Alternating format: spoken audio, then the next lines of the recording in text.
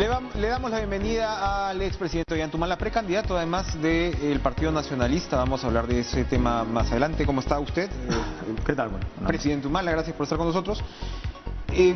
Su opinión sobre este relevo.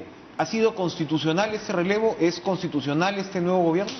No, no es constitucional. No es constitucional. Es un gobierno inconstitucional, ilegal, ilegítimo, que lamentablemente el expresidente Vizcarra le dio visos de legalidad cuando se presentó al Congreso y se sometió a una situación anómala, a una situación que no está contemplada en la Constitución.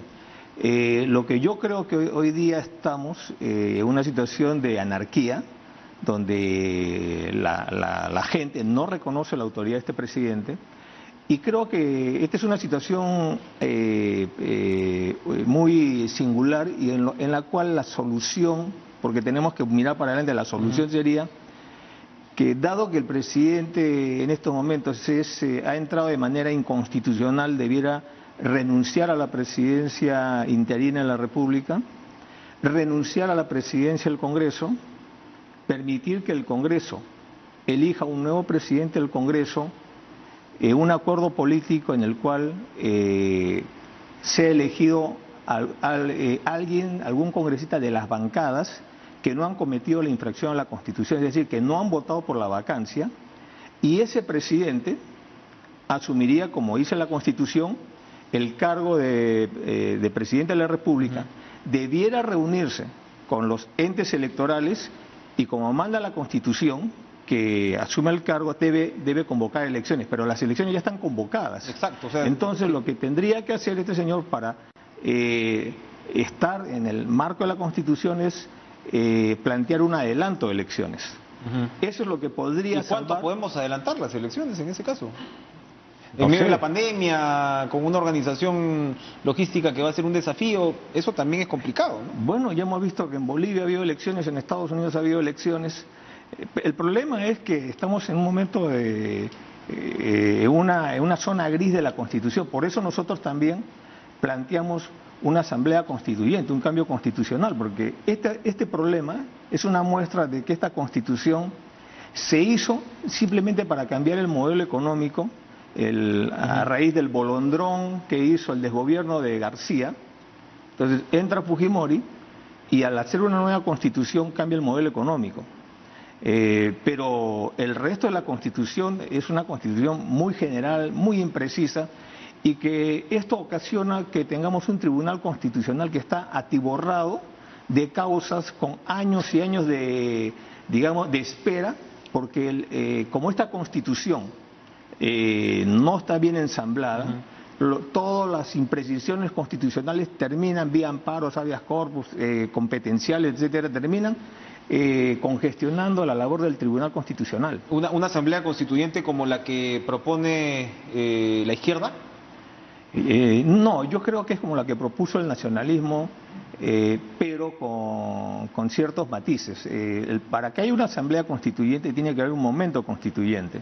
O sea, la población debe sentir que una nueva Constitución puede resolver los problemas puntuales que tenemos en materia sanitaria, económica. ¿Este es un momento constituyente? Yo creo que sí, ¿no? ¿Las protestas lo justifican? Sus predecesores del Castillo y Aprimo acaban de decir que hay infiltrados del MRTA, de radicales. Estos son los mismos señores que se coludieron con la OEA en su momento para blindar la Constitución y al fujimorismo, ¿no? La transición de la democracia. Son los mismos. Son los del pasado, son los del siglo pasado. Ellos no quieren esto, y el problema es que mucha gente, opinólogos, intelectuales, constitucionalistas, defienden la Constitución actual, sobre todo porque hay el temor de que una asamblea constituyente cambie el modelo económico. Yo creo que en nuestro caso, nosotros no estamos planteando esto en el sentido de que vamos a cambiar de una economía abierta a una economía cerrada, ¿no? Yo creo que la economía abierta es lo que hoy día rige el mundo. Usted no cerró la economía en su gobierno cuando se creía que iba a ir por ahí. Justamente por eso, porque el problema no es la economía abierta, el problema es el mercado. Estamos viendo que en el mercado tenemos, por ejemplo, en la infraestructura tenemos el Club de la Construcción, ¿no? O sea, el mismo empresariado, que es lo que genera el mercado, necesitamos mirarlos bien porque hay muchos estancos de corrupción. Por ejemplo, te doy un ejemplo, las universidades, ¿no? Una de las preocupaciones que tenemos son las universidades. Nosotros hicimos la reforma educativa y cuando llegamos al gobierno nos dimos cuenta que las políticas públicas se habían privatizado con esta Constitución, de tal manera que el Ministerio de Educación solo regía en el tema de los colegios y en los colegios públicos. Pero las universidades, amparadas en una forma muy errada de mirar la autonomía universitaria, eran un vacío en el cual la Constitución no nos amparaba en nada. Entonces hicimos la reforma educativa, creamos la SUNEDU, y que hoy día se la quieren tumbar. Justamente los vacadores son por los que han sido promovidos por universidades. Déjame terminar esta idea, por favor.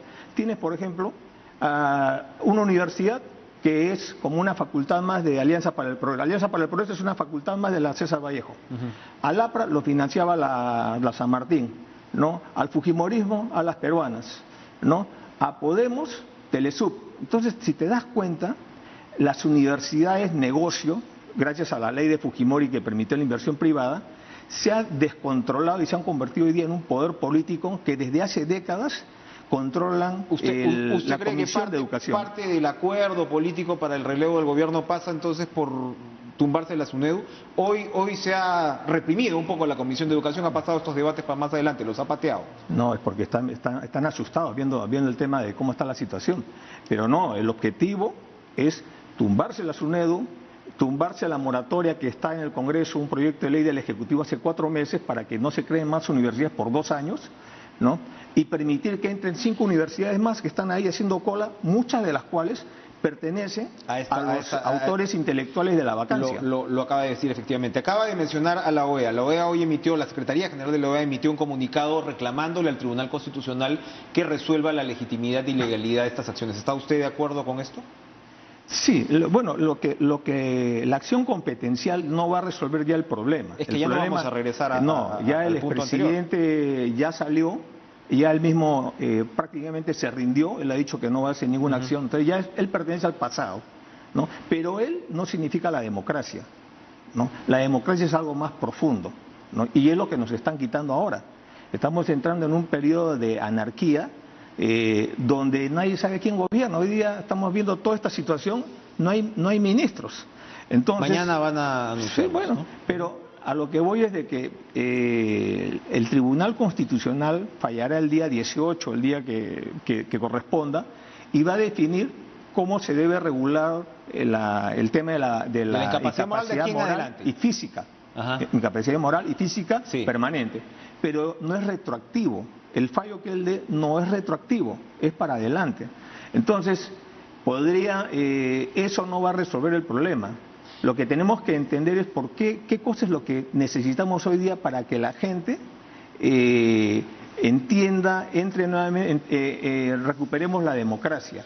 Y eso es lo que he planteado ahora. Pero reconozcamos, Ollantumala, que su planteamiento, si bien puede sonarle sugestivo a un sector de la población, es políticamente muy difícil. Estamos hablando, usted nos dice que el próximo presidente de la República, el cuarto en este quinquenio salga de los congresistas que votaron en contra de la vacancia, que son apenas 25, o sea, están en franca minoría. Ni siquiera he dicho de los congresistas, porque hay congresistas que pertenecen a bancadas, que tienen partidos y que tomaron la decisión de cometer una infracción, hacer un acto inconstitucional. Yo estoy diciendo de bancada, no estoy hablando de congresistas solamente, ¿no? Pero esa es la solución constitucional y lo hemos visto en el pasado. En el caso de Paniagua, del expresidente Paniagua, eso fue. Cuando se va Fujimori, escapa del país, manda una carta de renuncia por fax. La presidenta del Congreso, si más no recuerdo, era Marta Hildebrand. Sí. Bueno, ella hubiera sido ahorita como el que hubiera asumido la presidencia. Pero ¿qué hicieron ellos? Bueno, por decoro, porque sabían que si lo hacían, los podían linchar, ¿no? Tuvieron que renunciar y hubo un acuerdo político, y del cual sale el congresista Paniagua, ¿no? Que era el menos votado del proceso, y asumió la presidencia y tenía con el único mandato que dispone la Constitución, que es convocar elecciones, no tiene nada más que hacer.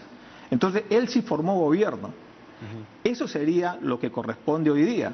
Entonces, en este caso, el presidente del Congreso, ¿no?, que está dentro de las bancadas que han ocasionado este golpe, a la Constitución, no debe asumir la presidencia de la República. Ahí hay un error. Y eso le va a costar caro al país. Estamos ante hechos consumados, ¿no? Pero le estoy dando una solución. Muy bien. Tomás está proponiendo un adelanto de elecciones. De un lado, más allá, plantea un escenario de reforma constitucional que por supuesto nos lleva a lo que será su campaña como candidato del Partido Nacionalista. Yo le preguntaba si tiene impedimentos ahora mismo con los casos en fiscalía abiertos.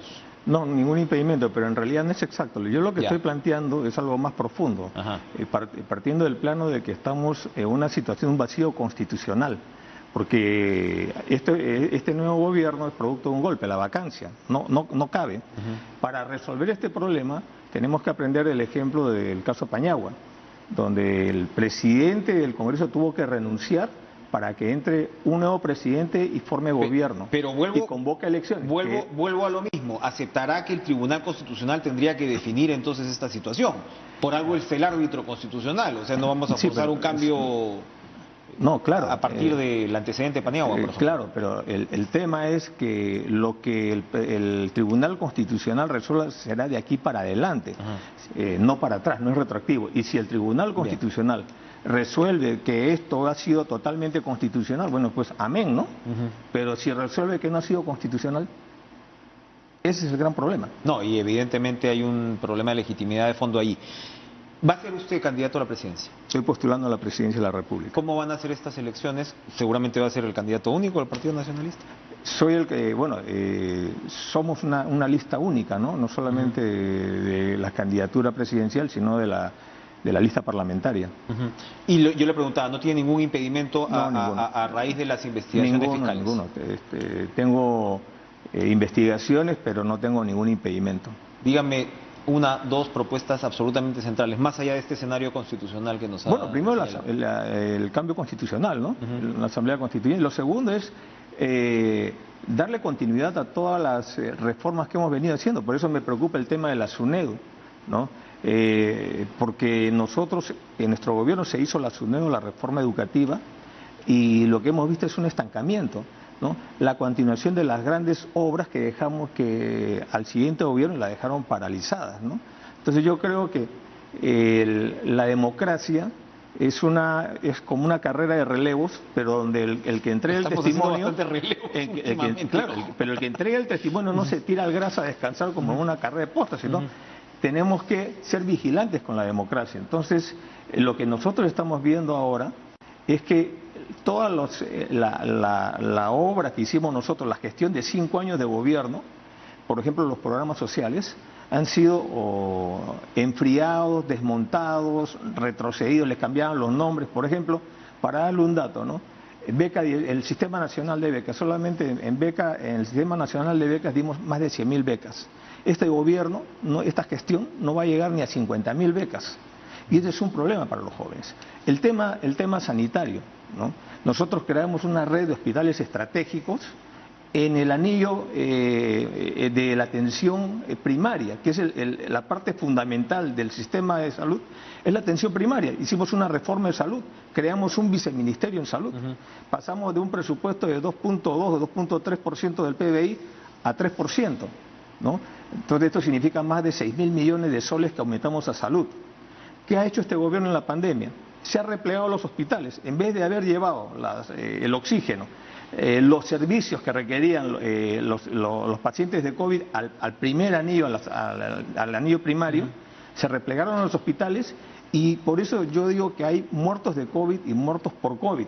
Los muertos de COVID son los casi 35.000 que reconoce el MINSA, los más de 60.000 que reconoce el SINADEF, pero los por COVID son aquellos que han dejado tratamientos oncológicos, hemodiálisis, renales, etcétera, porque los hospitales no los podían recibir porque estaban con el tema del COVID. Entonces, debe haber una comisión de la verdad, ¿no? Porque ya tenemos en COVID tantos o más muertos que en la guerra interna con Sendero. Entonces, ¿usted está de acuerdo con el nuevo gobierno en el sentido de que hemos sido la peor estrategia del continente? Yo creo que efectivamente la estrategia, han habido cosas buenas, sí. Porque ese ha sido un poquito parte de la justificación de la vacancia. Bueno, en su dimensión de juicio político. La vacancia, como tú le dices, es una justificación, es una vacancia inconstitucional, ¿no? Y que en estos momentos se constituiría en un gobierno usurpador. Pero fijémonos en el tema del COVID, ¿no?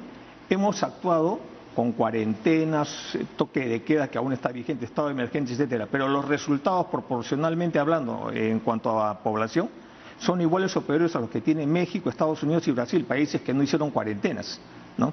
Más aún, nos hemos gastado el ahorro nacional. Nosotros de gobierno dejamos más de 9.500 millones de dólares en el FEF. ¿Cuánto ha quedado en el FEF, en el Fondo de Estabilización Fiscal hoy día? 1 millón de soles. Es aproximadamente lo que ha quedado.